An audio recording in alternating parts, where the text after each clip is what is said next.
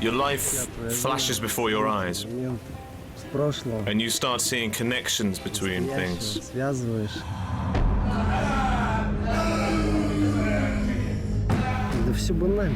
Mine's a simple story.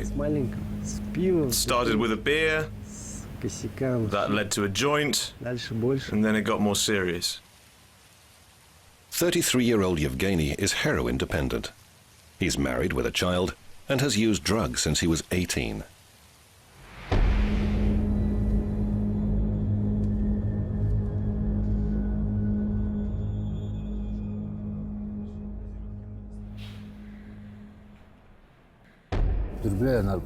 I've taken drugs since the early 90s.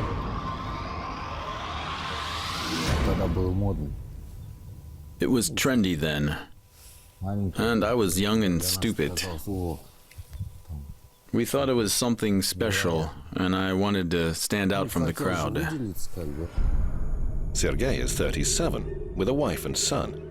He's been heroin addicted for 16 years.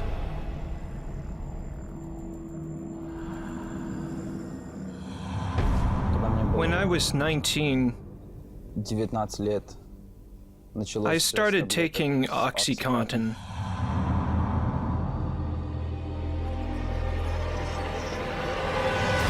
Then they went up to $120 each instead of $60, and they weren't that easy to get anyway. And then a friend offered me some heroin to try. Gleb is 24. He lives in the USA with his parents. He's been heroin dependent for 5 years.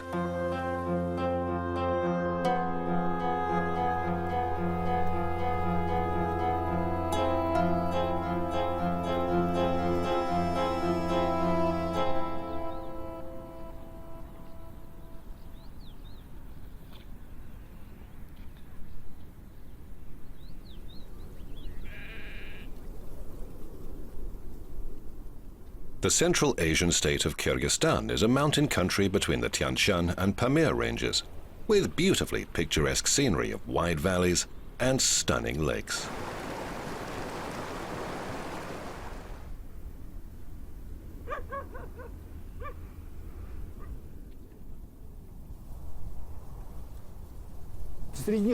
A lot of my patients are ordinary, good, well-bred and educated people.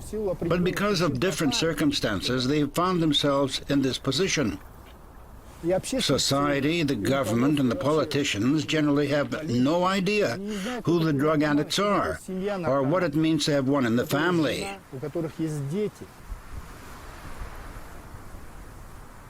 Addicts from all over the world have been coming here for more than 20 years.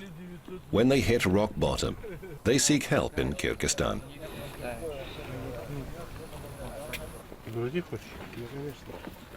When Yevgeny's life was in danger, his family brought him to the clinic. His wife Maria came with him. We bought a new car, and I really wanted to keep it.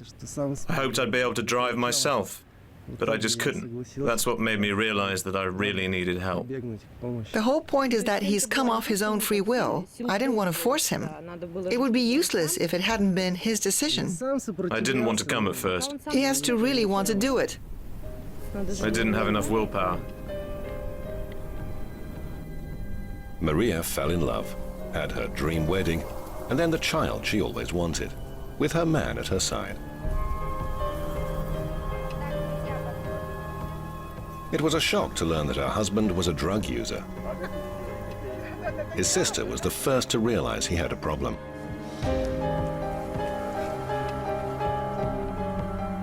I wouldn't really believe it. She tried hard to open my eyes. How can you not see it, she asked, but I just refused to believe. I said it couldn't possibly be true. It's only natural. A woman always thinks her man is the best in the world. Of all the close friends I've ever had, only one is still alive. Some overdosed, others were killed or died in prison. Well, this isn't exactly what you'd call a safe way of life.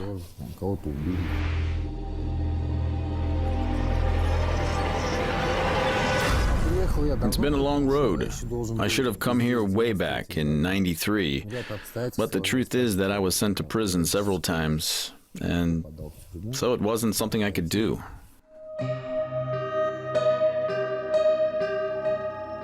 Once the body becomes accustomed to drugs, it needs them all the time. When addicts don't get the heroin they crave, they experience withdrawal symptoms, which often include acute pain. So their patients are not subjected to that torture, the doctors chemically induce a coma.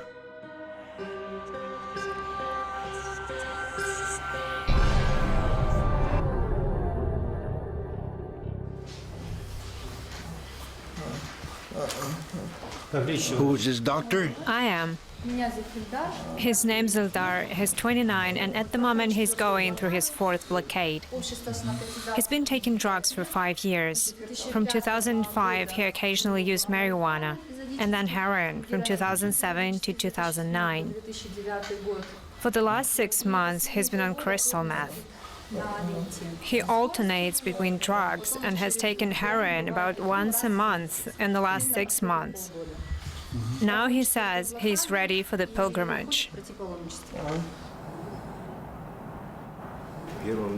We give new patients a thorough examination, first of all, and carry out all the necessary tests. After that, we individually select the best treatment method for each of them. For some patients, as few as 3 or 4 sessions are enough, while others may need 5 or 6, or even more. They are comfortable in this state. If their temperature rises or the pulse rate increases because of sympathoadrenal attack, or if the patient's life is in danger, we can bring them out of induced coma at any time. There is an antidote.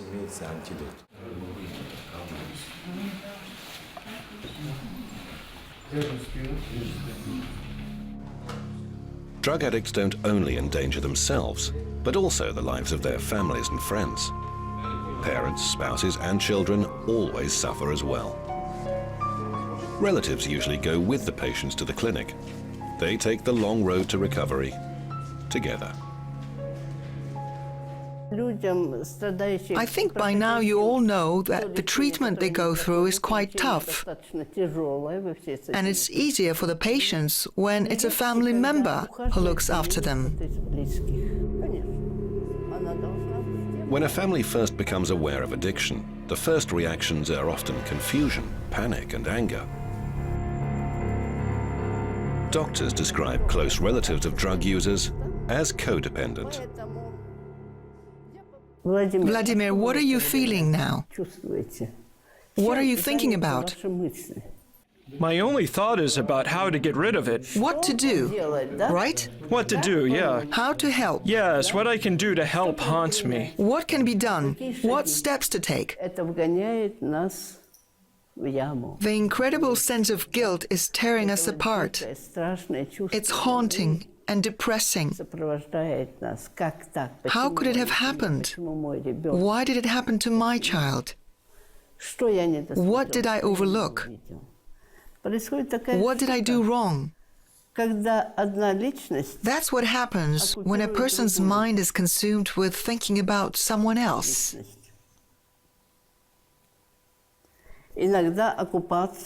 Sometimes these thoughts just take up too much space in your brain. So you don't have much time left to develop your mind and personality. Am I right?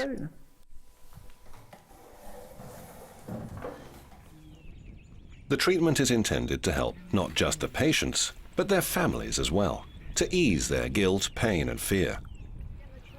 Once a drug addict does give up heroin, perseverance is vital. For that, they need to be calm and relaxed. They are medicated so they can continue their psychotherapy treatment with a clear mind. We'll work with them for at least a week, but that varies for different patients. On average, the psychotherapy takes 7 days. We can predict quite accurately which of our patients is most likely to fight on till the end and which will break. If they don't have the inner strength, willpower, and an intense desire to overcome their addiction, then it is highly likely that one day, maybe much later, after a year or even 10, they'll eventually start taking drugs again. Gleb was always an adrenaline junkie and an extreme sports enthusiast. He first tried heroin in his search for yet another high. Gleb, вставай. Wake up, Gleb. Gleba, Time to get up. проснись. He liked it and was hooked. That's how he ended up here, in a Kyrgyz clinic.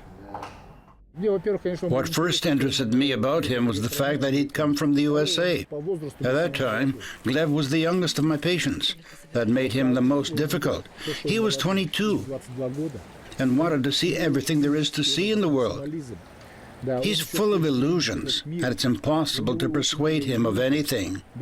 He never listens to anyone. Gleb's parents brought him to the clinic last year, but he couldn't make it through the treatment. He gave up and went home. We keep in touch with patients for 6 months after their treatment. We learned that he was taking 5 pills instead of the one he was prescribed.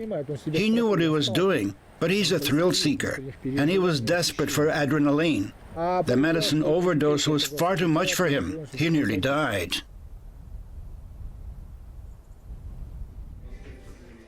Now Gleb is back at the clinic to complete his treatment, to prove to himself and the doctors that he can do it. Even at the clinic, there are still temptations. After the coma stage, Yevgeny met a patient who invited him to smoke some weed. We had a huge row. We have no secrets from each other, so one day he just came out and said that he wanted to smoke marijuana. I told her honestly that they had offered me some to smoke, and I did. He said I couldn't say no, and then the doctors had to bring me round.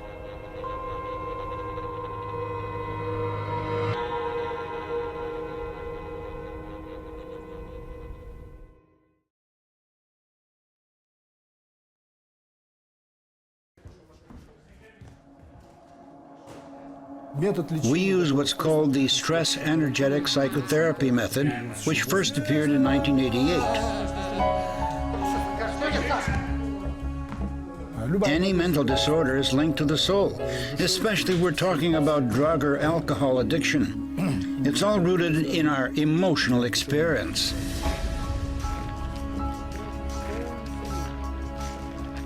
On the shores of Lake Issyk-Kul, the patients take a 24-hour vow of silence. They live austere lives and meditate in search of inner peace.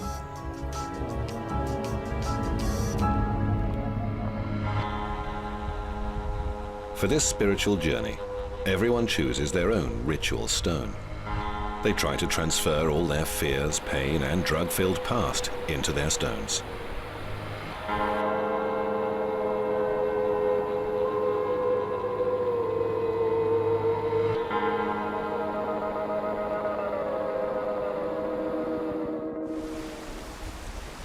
The Alabel Pass is about 3,000 meters above sea level and marks the starting point for each patient's final trial, the pilgrimage. 250 kilometers of rugged mountain terrain. They'll have to negotiate it on foot, and they're likely to suffer from heat, cold, sore feet, and lack of oxygen.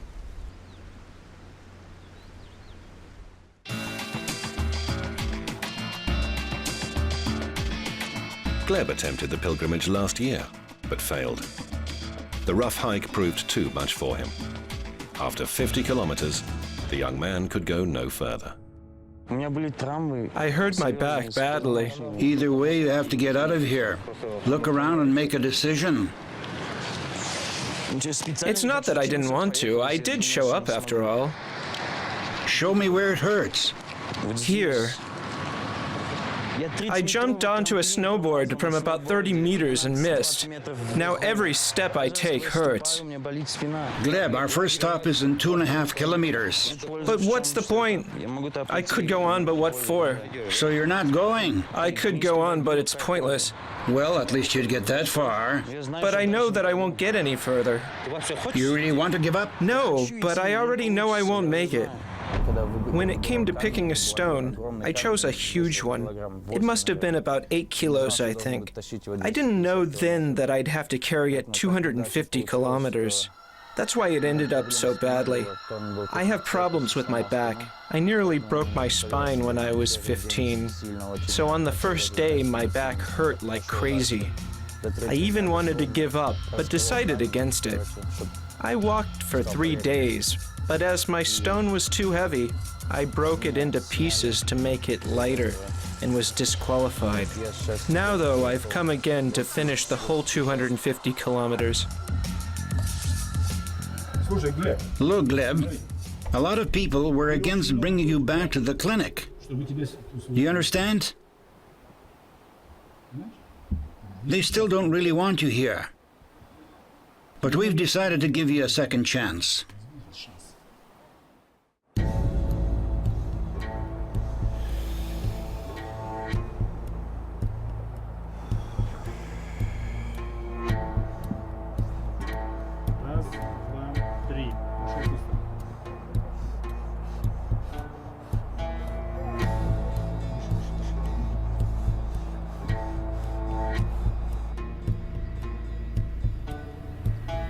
Yevgeny has also begun his pilgrimage, which should take about a week. One of the doctors accompanies him, and an ambulance delivers everything he might need: medicines, water, and a tent to sleep in.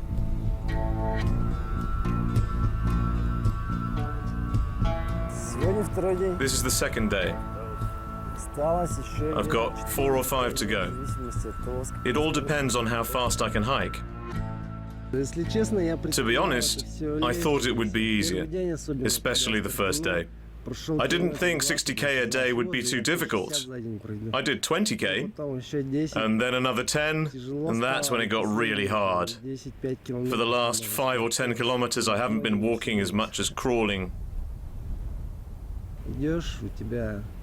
While you're walking, your life flashes before your eyes, and you start seeing connections between things. I think about my future, about everything, really. There's no one to talk to, so sometimes I hum tunes to myself.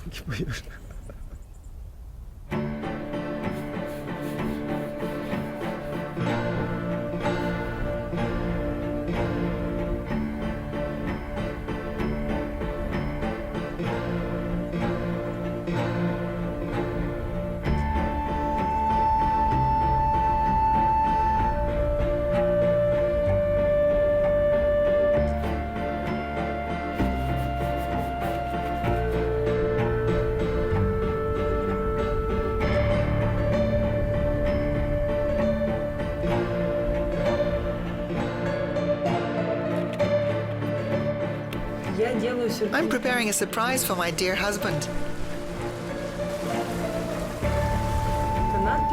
I want to show him how much I love him. Of course, he already knows, but I want him to read my banner from the mountain so he can see for himself. It's tough up there, and I want at least to make his last 2 kilometers a little easier, so he'll hurry, knowing I'm waiting for him. We miss each other so much. Maria stood by her husband at every stage of the treatment. They cried, argued, and made up together, hoping he'd recover. Is he a strong man? Probably, if he can do it. He hasn't yet. He's only been walking for 3 days. He can do it. You're confident, right? I have no doubt at all. I know he can make it to the end. What will you do if he started taking drugs again? Again? No, he won't. I'm sure. I don't even want to think about it. What if? Well, I'd stand by him to the end. If he breaks, we'll try to cure him again. Well done. What a woman. Not everyone can cope with the test of the pilgrimage. Some patients need to face emotional rather than physical trials. I'm not well enough to go on the pilgrimage. I'd like to, but I know I'm just not strong enough to get through it. So if you think about it, shock therapy seems to be quite a reasonable alternative. Doctors call this stress-energetic psychotherapy. But in layman's terms, it's shock therapy.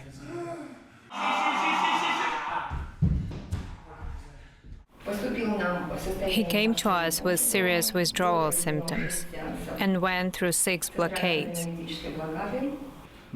Are you sure in your own mind that you'd give up? 100%. Why do you think so many people say that? I don't know. You have some experience of the criminal world, right? Sure, I know it inside out. Many say they're 100% sure, and the next thing they're shooting up again. I don't know about them, but I can give you my word. I'm a man, and I always keep my promises. That's how I was brought up.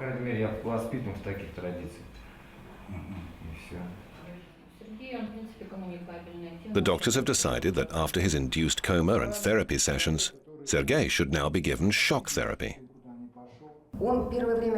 At first, he couldn't make up his mind. He wanted to go on the pilgrimage. He said, "I want to carry this stone with my past and my pain. I can't do it." Sergei has survived severe trials before. He was in solitary confinement in prison, and I'm sure he can pass the test. The big question, though, is how important it is to him. So I think that for him, stress-energetic psychotherapy is the best option.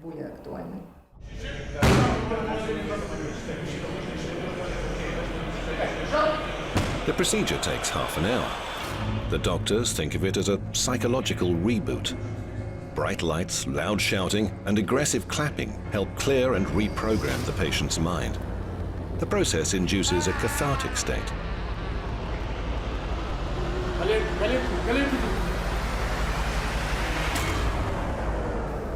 It's a little like hypnosis.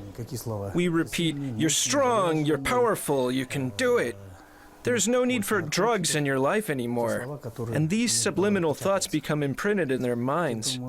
The next day, these ideas get stuck in their heads, though they don't remember the actual words we say.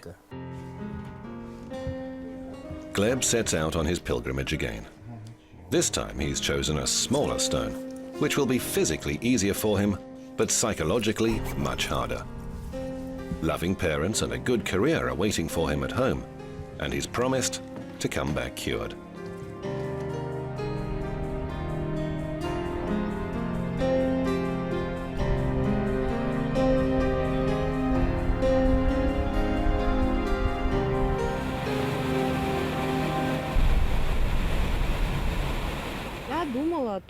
I wanted him to remember the exact moment that he finished his journey.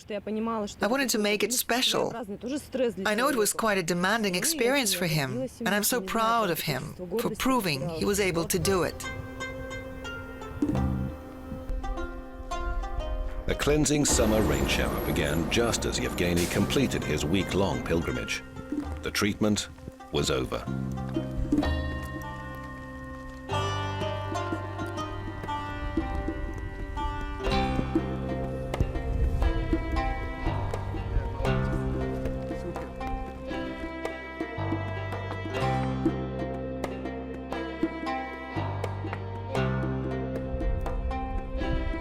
The patients rid themselves of their negative past by discarding their stones and symbolically burning their troubles on the sacred Tashtarata mountain.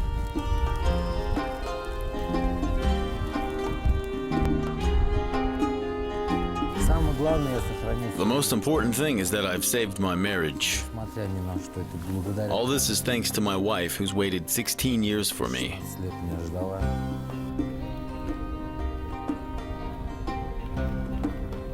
After the treatment, Sergei kept in touch with the clinic for a month. He claimed to have stopped taking drugs. Now he's not answering his phone, and no one knows where he is. I've been going to university for 5 years and still have no degree, but now I am going to graduate. Gleb finished his pilgrimage and returned to the USA. He doesn't take drugs and has taken up extreme sports again. He's convinced he will never return to abusing drugs again. I flew a paraglider yesterday, and I'm thinking of buying one. The Urals where I live are perfect for it. Yevgeny and Maria have returned to their hometown and changed their social circle. Yevgeny has found a new job now and has taken no drugs for 6 months.